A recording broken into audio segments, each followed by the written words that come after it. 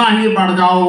जिनके हृदय बड़े होते हैं वही बड़े होते हैं, जिनके हृदय बड़े होते हैं वही बड़े होते हैं। क्या बात है, वाह। एक और मुक्तक लिखने का मैंने प्रयास किया है कि बुजदिल कायर कठिन परीक्षा पास नहीं होती। यहाँ जो श्री रामोत्सव का जो अनुष्ठान आज इस मंच पर हो रहा है, जिसका हेतु सभी को मालूम है 22 जनवरी, इसके लिए बड़ी जीवटताएं रही हैं लोगों की, बलिदानी तेवर रहे हैं कि बुजदिल कायर कठिन परीक्षा पास नहीं होते हैं और स्वार्थी लोग किसी के खास नहीं होते हैं और अमर कथानक हुए उन्हीं के जिन्होंने त्याग किया है। भीख मांगने वालों के इतिहास नहीं होते हैं, भीख मांगने वालों के इतिहास नहीं होते हैं और जो इज्जत से जीता है वो इज्जत से मर सकता है। वीर पुरुष कायर से कैसे समझौता कर सकता है। हमने लंबा संघर्ष किया है केवल इसी जिज्ञासा के पीछे कि हम होंगे कामयाब एक दिन, और हो गए।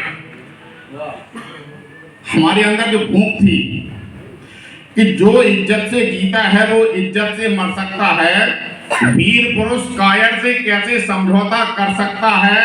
और मेरा अनुभव ये कहता है, सोच तुम्हारी जो भी हो, शेर भले भूखा मर जाए घास नहीं चढ़ सकता है, शेर भले भूखा मर जाए घास नहीं चढ़ सकता है। प्रभु श्री राम का यह कार्यक्रम है, उन्हीं को समर्पित आज का मंच है। मुझे एक घनाक्षर याद आ रही है कि भारती के लाल सोनो भारती पुकारती है, आनो बानो शान की निशानी हमें चाहिए। कि भारती के लाल सोनो भारती पुकारती है, आनो बानो शान की निशानी हमें चाहिए। और भारतीय नारियों से भारतीय अपील करे, पन्ना धाय वाली वो कहानी हमें चाहिए। ओ वीरता प्रताप सी शिवा सतेज भान बनो, ज्ञान में विवेक सी रवानी हमें चाहिए। नेताजी सुभाष चंद्र बोस ने सिखाया हमें, खून में नहाए वो जवानी हमें चाहिए।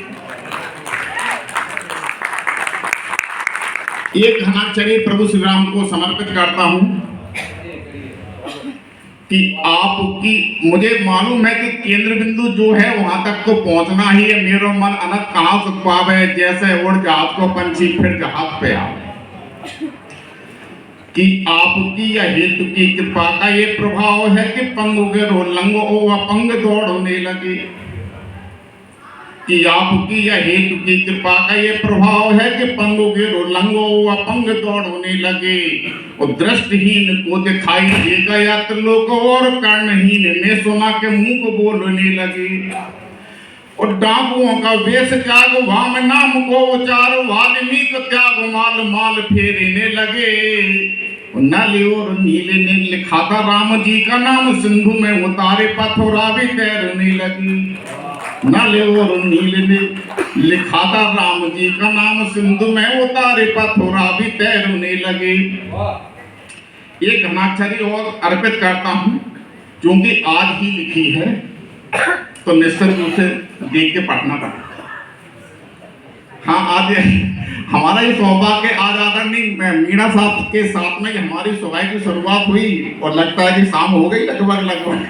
रात को तो सब लोग अलग अलग सो ही जाते हैं, रात तो सोने के लिए है। कि आपके समक्ष आदरणीय पवैया जी, कि आपके समक्ष आज राम का बाँचता हूँ, मेरा है सौभाग्य धन्यो आपको प्रणाम है। कि आपके समक्ष आज राम का बाँचता हूँ, मेरा है सौभाग्य धन्यो आपको प्रणाम है। और राम से मिली है शक्ति, राम की करूँ मैं भक्ति, राम क्या है अर्थ धर्म मोक्ष और काम है।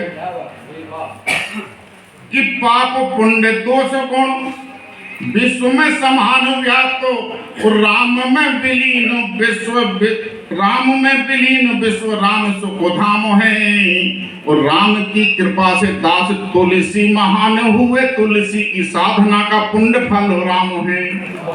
कि राम की कृपा से दास तुलसी महान हुए, तुलसी की साधना का पुण्य फल राम है। और एक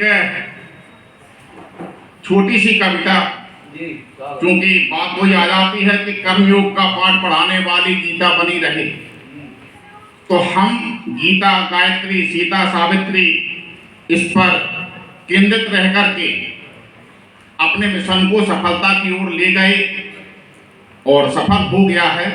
उसी परिप्रेक्ष्य में एक छोटी सी कविता, क्योंकि 2 बजे से ये अनवरत कार्यक्रम चल रहा है। मुझे खुशी इस बात की आदरणीय अवस्थी जी कि कार्यक्रम 2 बजे आपने स्टार्ट कर दिया, लोग भी आ गए और आपके माननीय अतिथि थे वो भी इतने परिपक्व समय पर आ गए, जब बड़ा आश्चर्य हुआ। नहीं तो माननीय अतिथि बहुत लेट आते हैं, तब तक आधा कार्यक्रम इंतजार में ही खत्म हो जाता।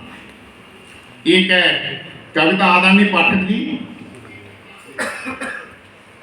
कि पावनी पुनीत पुण्य भूमि पूज्य धाम का, क्षीर सिंधु बास सीय सोहे अंगुबाम का।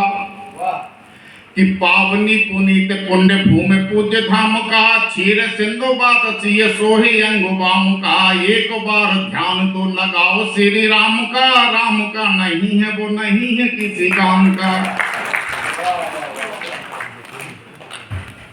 राम के बारे में देखो तमाम लिखा गया है, आदि कवि वाल्मीकि से लेकर के और अभी मैथिली शरण गुप्त तक और आज भी लिखा जा रहा है। एक उर्दू के बहुत बड़े कवि हुए